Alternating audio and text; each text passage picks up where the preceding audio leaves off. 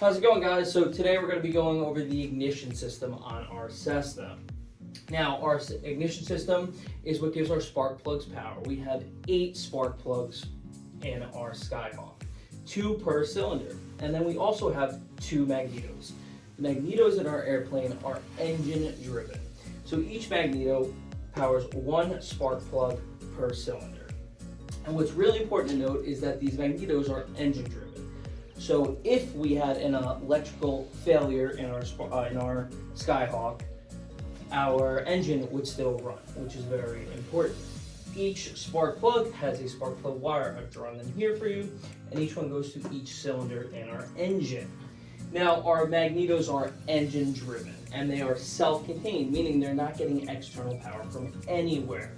We have 2 magnetos that are on the back side of our engine, and they are geared directly to the crankshaft. And as long as that crankshaft is turning, our magnetos are generating power. The crankshaft keeps turning because the magnetos are supplying power through the spark plug wires to the spark plugs.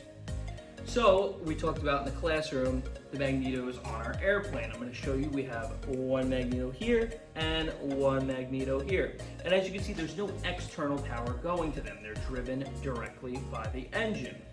And each one of these magnetos has 4 spark plug wires. Those spark plug wires go up to the spark plugs. Now, 1 magneto will power 4 cylinders, 1, 2, 3, and 4. And these wires are all connected. 1 set of magnetos powers the top of the engine, 1 powers the bottom. And the reason we have 2 magnetos on our Cessna is for increased performance and redundancy. If one of them failed for some reason, we would still be able to get back to the airport on 1 set of magnetos. Now, as mentioned before, in each Cessna we have 4 cylinders per engine, and the reason for that is to increase our power efficiency.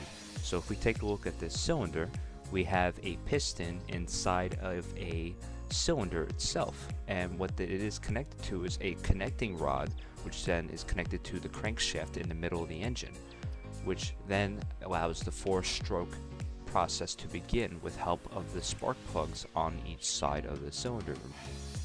Now remember, there are 2 spark plugs per cylinder to allow for more power efficiency, and 1 magneto is connected to 1 spark plug and then the other magneto to the other, so it allows for a sense of redundancy in the engine.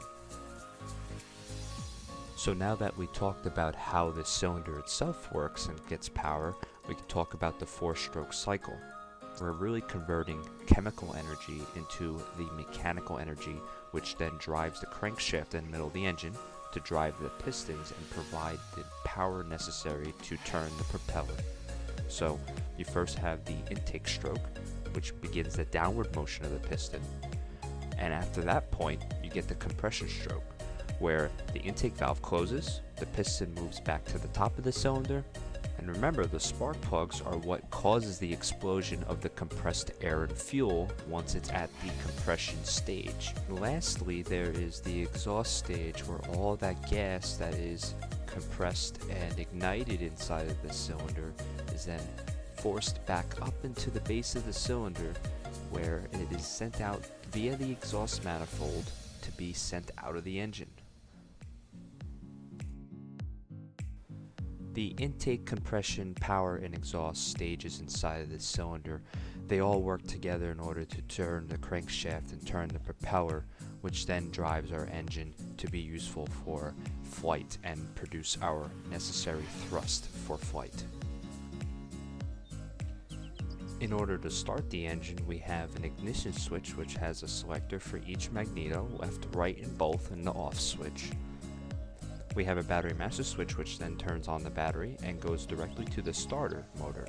The starter motor will then turn the crankshaft, which will then effectively move the cylinders and cause combustion to occur once you prime the fuel. That is how we get the engine to start and ignite. Thank you for watching this video by Heritage Flight Academy, and we hope to see you all soon.